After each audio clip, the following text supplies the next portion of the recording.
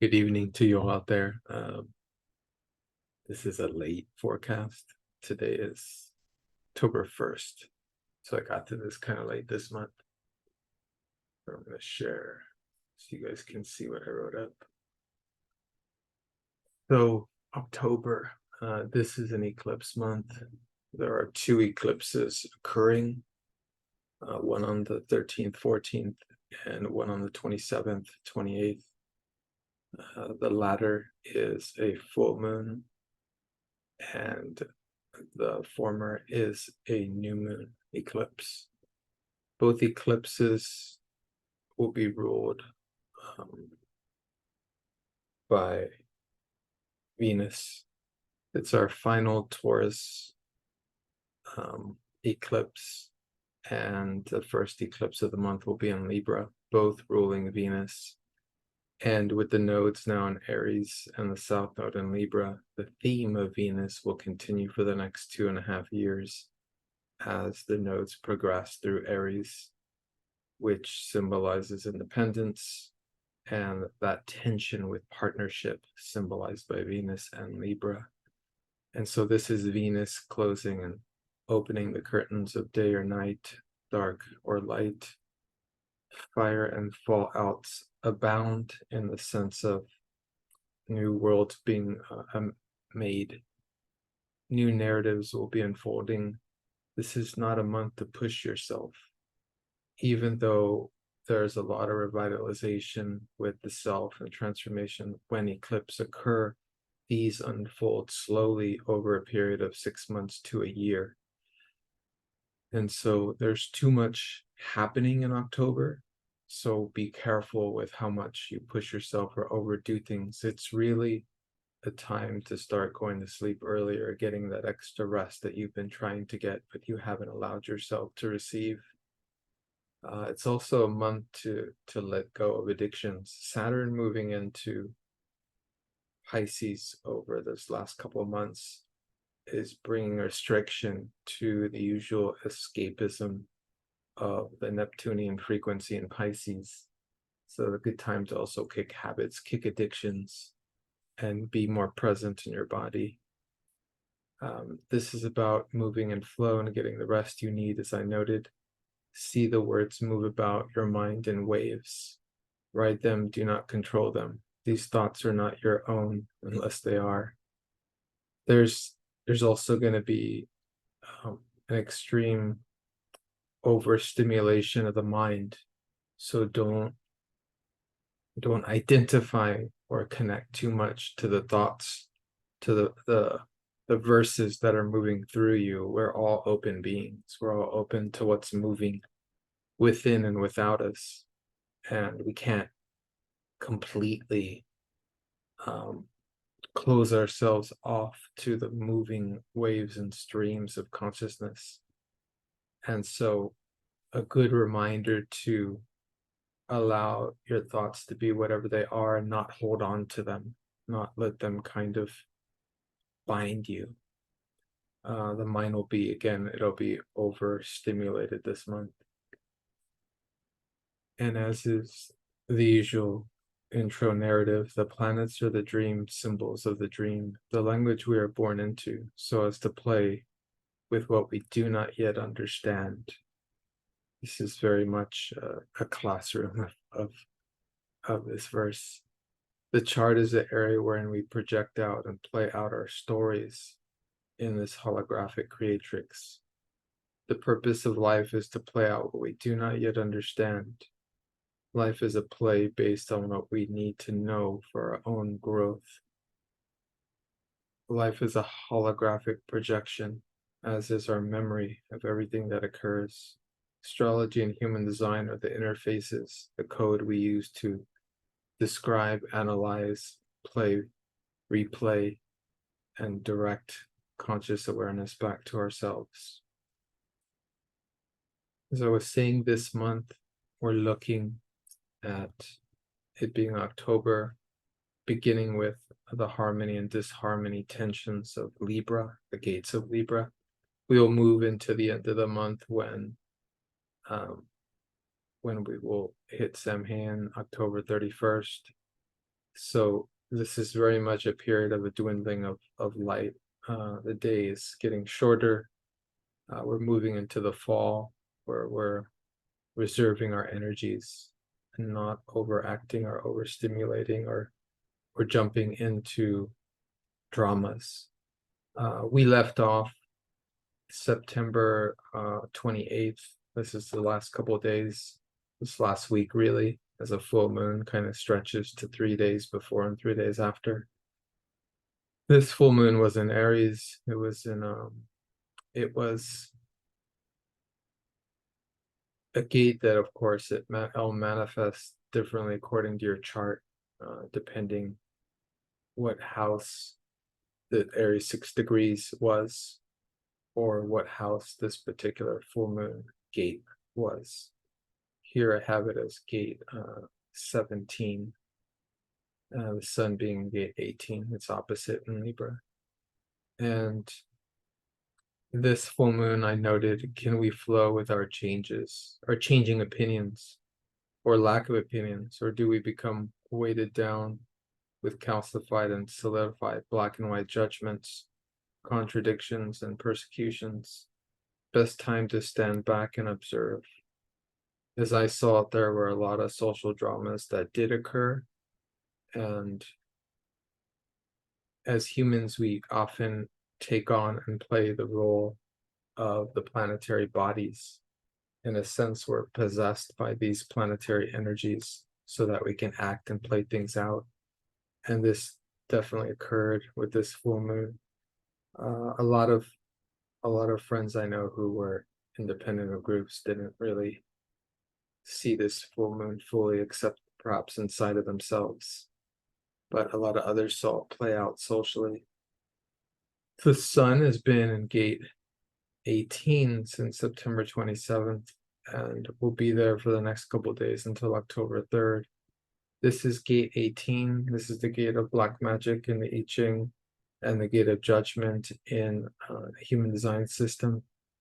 The verse completes me, and I live my life and share my stories with grace, or I blame myself and others for lack of connection with all that is.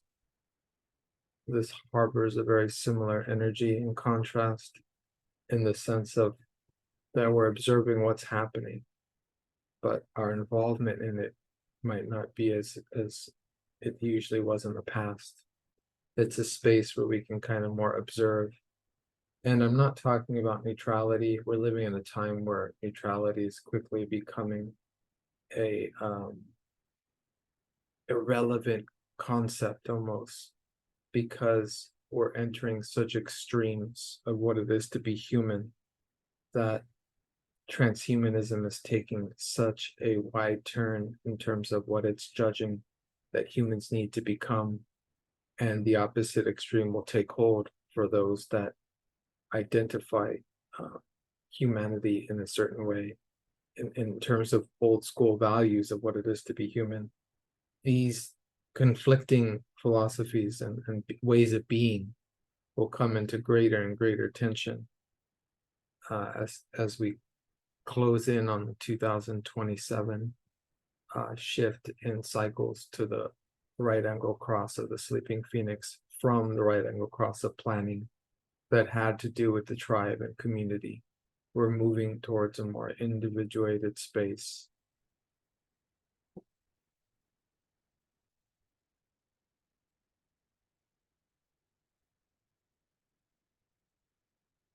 On October 6th, or rather on October 3rd, the sun will move into gate 48. This is the gate of wisdom, the gate of depth. Wisdom through physical embodiments of our dream direction, or lost in the labyrinths of too much overthinking or mental education. The gate of wisdom is, this will be in a couple of days. This is a gate of Libra. This is a gate of allowing the mind to be confused, allowing the mind to be where it is with things, and just living in beingness. kind of similar to the 46 and near the end of September. This is about embodying direction in the vehicle and where your body wants to go. On October 9th, we will the sun will go into gate 57. This gate carries with it extreme fear. Some people will have this gate in their human design.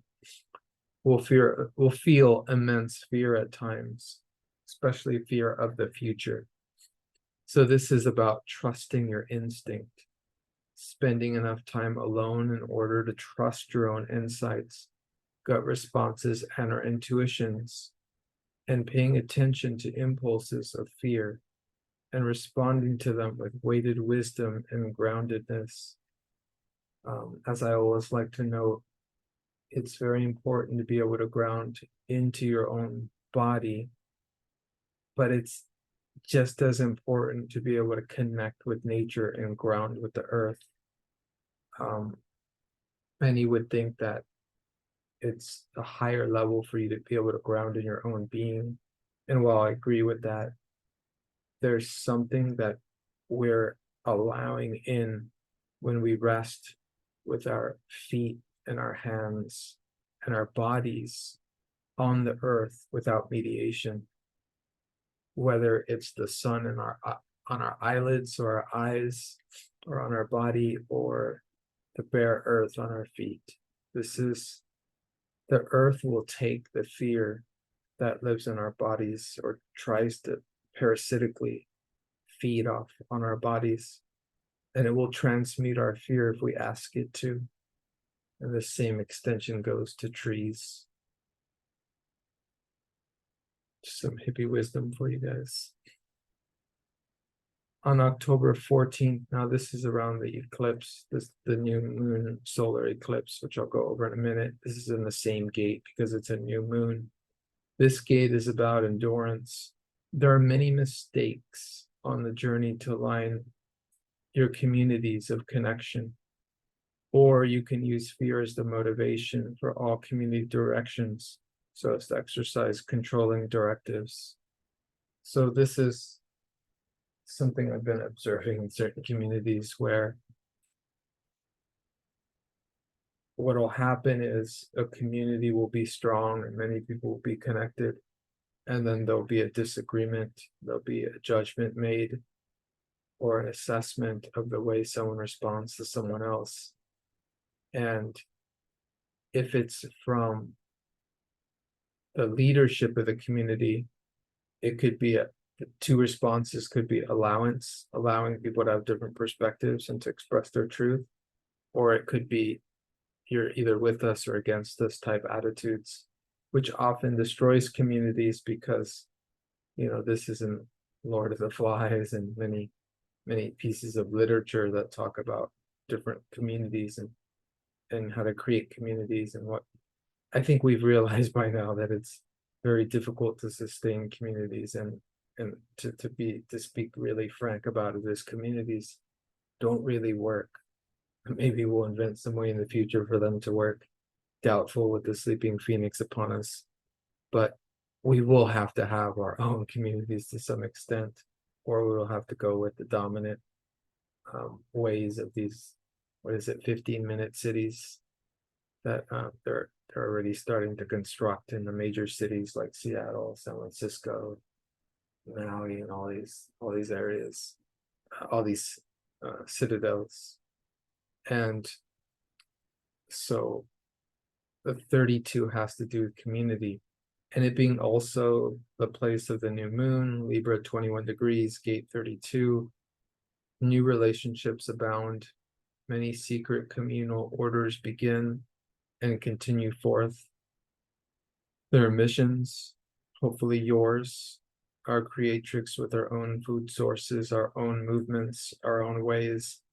I say all this not to denigrate any attempts for those of us who don't want to be in such controlled environments that our brave new world future 15-minute cities are attempting to promise to us.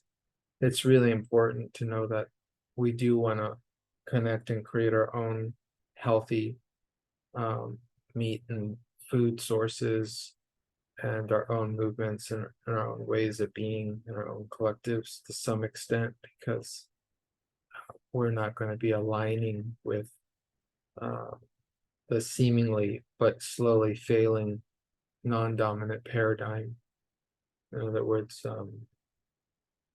those who were in power, we should say. And this is important with the new moon, because the new moon's about new relationships on every level. So a really great time to be present with others. And this will last until October 19th. The sun will be in this gate till then.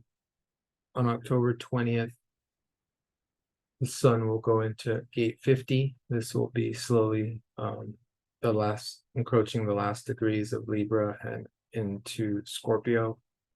And this is the gate of nurturing. Take care of yourself and your values responsibly, and transform the groups you move in, or adapt to low frequency group energy and lose yourself in burnout and confusion. A reminder is that the time between the 13th and the 20th this month is going to be a very tense time, because it's in between the two eclipses. And as a reminder, eclipses are about things happening that are unseen. Just like last month when we had the spectacle of Russell Brand, this month there'll be another spectacle, I imagine, for us to immerse ourselves into the social delusions and illusions that they attempt to call news. And we want to be a little more aware and observant, because things will be happening, but not necessarily they will be easy to see. They will be there to see, but it'll be up to us to pick up the frequencies of these things occurring without as much light on them. So, as a reminder, this is a month of really taking care of yourself and finding new ways to take care of yourself and really sticking to them. With the eclipses, you have the extra added power and energy to create new strategies and habits for yourself. And it's best not to share them with others, so that you alone can control the frequency of how you are feeling with whatever it is you're letting go of. But a big time to let go. Around the full moon partial lunar eclipse, the sun will go into gate 28. This is a Scorpio gate, generating dream wave. Walk with fear alongside you as you walk into the darkness of the unknown, with stillness, silence, and slowness, or lose all meaning and fall into fear. The 28, as I like to describe it, is usually about finding the value in your life, testing life to certain limits to find the value in it for yourself and others. And this will be from the October 26th to the 30th. Since it's a full moon, the full moon will be in its in the opposite. It will be in a Taurus sign, and this will be in gate 27. And this will be on October 28th. This will be in Taurus 5 degrees, which Venus will be ruling this eclipse. We shall care, love, serve in balance without overdoing, and thus find the way to also nurture ourselves, taking care of bodily needs. This eclipse is about taking care of the physical body. So as you see, the themes of the month have to do with groups and taking care of the self and the body and letting the mind do what it does, and maybe getting the extra sleep and creating that space for yourself to have extra rest this month. And hopefully moving forward. On October 31st to November 5th, so this is the end of the month, we have the sun going into gate 44. This is the gate of truth, concentration, focus, and silence. Carry forth deep compassion for self and missteps of the past, or move backwards with internal resistance towards the past. Now, this energy can be a very challenging energy. 844 is about facing yourself and having compassion for yourself, and really understanding that you're always doing the best you can and not judging yourself or putting yourself in some kind of hell for events, circumstances, or experiences of the past that you repeated. This is about moving forward in great depth of self-understanding, self-respect, and self-compassion. Now, in general, October is a time to take things easy and to rest the wandering heart. With the nodes now in Aries and Libra, we have Venus ruling the south and Mars ruling the north. This is flipping from the Taurus north node that we had the last 2.5 years, where Venus ruled Taurus was in the north and Pluto ruled Scorpio was in the south. These next 2 years, the major themes will be finances and love. With the eclipses of October, there will be changes and developments around home, work, spaces, and relationships. On the 13th, the new moon will bring healing anew for the heart, and the 27th full moon eclipse will bring endings and conclusions. Venus will enter Virgo on November 8th. The lesson with Venus in Virgo is to learn to love. Fiery Mars begins the month in Libra, seeking justice for past issues, and Scorpio will enter around the 11th, purifying and deepening connections until November 24th. Powerful energy to solve mysteries of any kind. Mercury's direct will enter gentle Libra on the 4th, creating a time to express ideas and make compromises.